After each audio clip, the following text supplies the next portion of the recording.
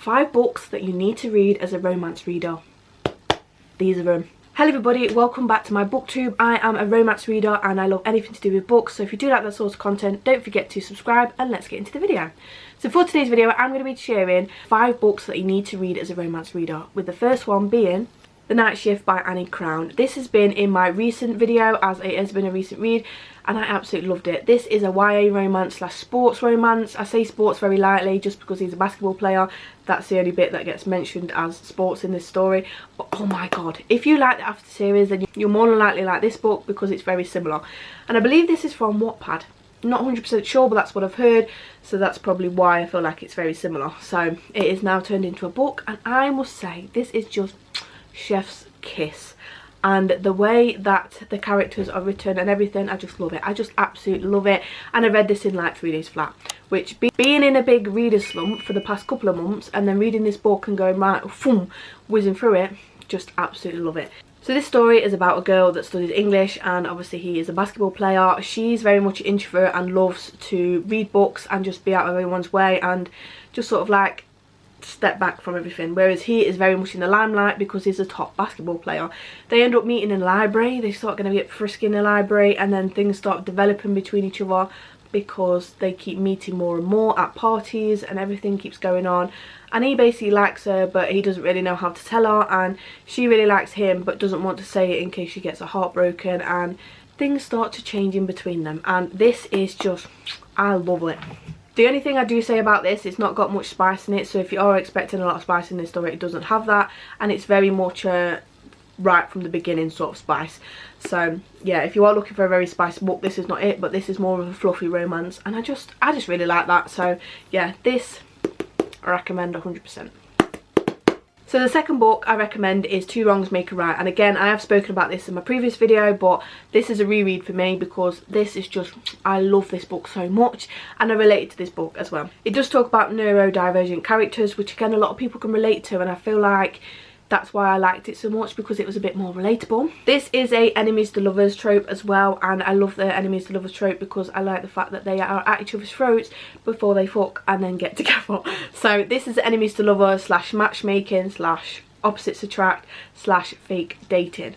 So they do fake date in the story because their friends are trying to get them together, and they're like, you know what, let's just pretend and let's try and get back at them to try and get us together because we don't actually want to be together. However, they do obviously get together at the end, and they realise that there's a lot of things that they have in common, and they start to come closer and closer and closer, and they realise actually we actually like each other.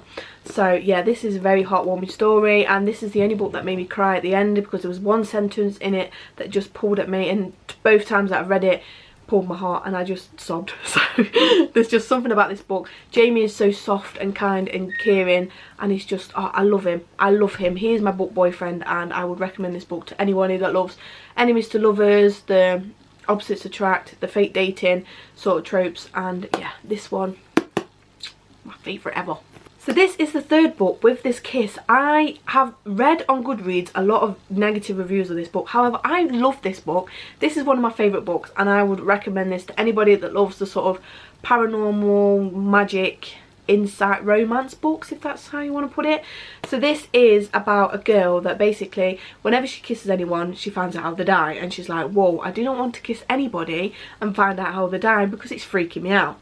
So she ends up meeting this man, and she starting to really like him, but she's like, I can't do anything with it because I can't kiss him because I'm going to see how he dies, and I don't want to see how he dies because I really love him, and I'm scared that if I kiss him I'm going to see how he dies and then everything's going to change. This to me is very soft, very heartwarming, and there's no spice in it at all. She doesn't really have sex or anything like that, and this is more of a story to do with her and her family rather than the love side of it, because even though she does have the love interest there, I feel like once you get into the story, it talks about more to do with her and her family and her as a person and her understanding how she's going to deal with this sort of special power that she's got. However, I just really like this book. I just love it, and if you're into that sort of thing, I definitely recommend it. I have read on Goodreads, like I say, there's a lot of like negative reviews and like, no, I don't really like it, there's not enough character development for for me.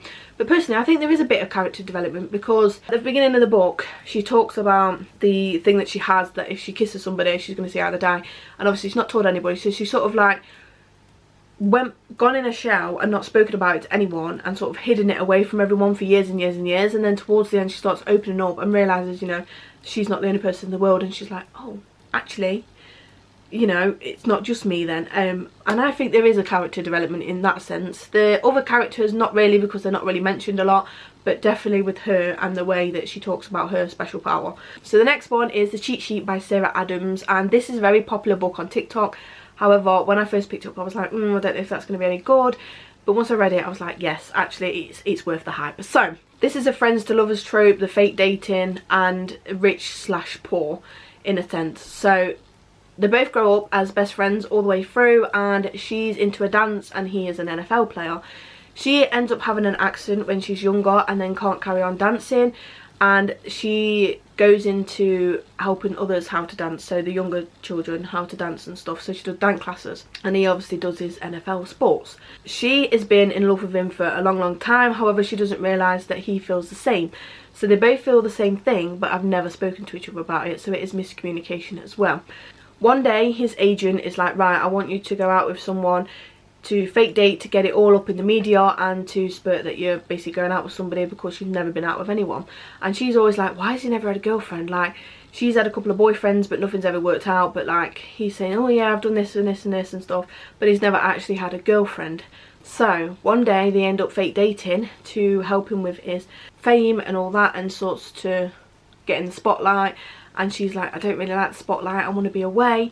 But she agrees to fake date him. Then as the story goes on, it gets a bit more involved, and then they're like, actually, he begins to think, actually, I have liked this girl for so long, I have loved her so long. And he goes to his mates and basically says, right, I want help to try and woo her, because I want her to understand that I really like her, because I don't think she's getting it, and I don't think she understands that I like her so much. So this is where they draw the cheat sheet. So they draw a list and a cheat sheet, and that's how the cheat sheet comes along, because obviously he's drawing it all up, but he's like, right, let's tick everything off once I've done it. This is a very fluffy romance. There's a little bit of spice in it, but not a lot, and I feel like there's a theme going on with the books, like it's either a fluffy romance, there's not a lot of spice in it. I do like a bit of spice, but clearly not a lot from the books that I've read. But yes, this is a best friends to lovers book, and if you like that sort of thing, this is a nice, easy, fluffy romance to read, and it's very small as well, and it's just quick to whiz through. So that is the fourth book that I recommend. And the last one is The Key to My Heart by Lia Louis, and let me tell you, this book, why has nobody spoken about it? I feel like I've not seen it anywhere, anyone talking about it. Why? It is just so good. I absolutely love it. So this is about dealing with grief and a second chance, sort of meeting someone new. And it's a very heartwarming story. So it's about a woman that loses her husband, and she's trying to deal with grief of losing him and trying to get back on track again. However, she dug herself in a hole, and she's like, no, I don't really want to do anything, don't want to do all my passions that I used to love, because it just reminds me so much of him. And one day there's a big piano inside of a railway station, and she starts playing it again, and then there's sheets of music that keeps being left for the piano, and she's like, these are what my husband used to love, and I don't understand why these are always there every time. So she's playing the piano, and every time she's played it, like she's played the whole song, and she starts getting back into it again, but every time she goes back she's seeing a new sheet of music, and she's like, this music is what my husband used to like. And she thinks, oh my god, it's a sign from my husband, like to let me know like he's okay, and I'm just playing this song to remind myself of him. But she's starting to feel the passion again to play her music. She's obviously gone to these music classes before she starts playing the piano, and she ends up meeting somebody there, and they're talking about their passions of like what they like about music and what the instruments they play and stuff. And she's thinking, when she starts to talk to him, she starts to really like him, and she's thinking, can I really find the one after having the one? And that's where the love story starts. So yeah, I really like this story. It's a really nice, heartwarming one. And if you have been in that situation, or you've like dealt with loss or anything like that of a loved one, then this would probably pull on your heartstrings a little bit, and it would get your mind going a little bit. But I really like this story. I've not heard anybody talking about it, and I don't know why, because it's so good. So yeah, they They are the 5 books that I recommend to anyone that loves romance just like me, and you need to read them because they're just so good and I love them. And I would never normally recommend a book if I don't like it. If I don't like something, I'll tell you, and if I think it's really good, then I actually mean it. So they are the 5 books that I recommend to all romance readers that you need to read. So if you did enjoy the video, then please give it a big thumbs up. Don't forget to subscribe, and I will see you in my next one. Bye.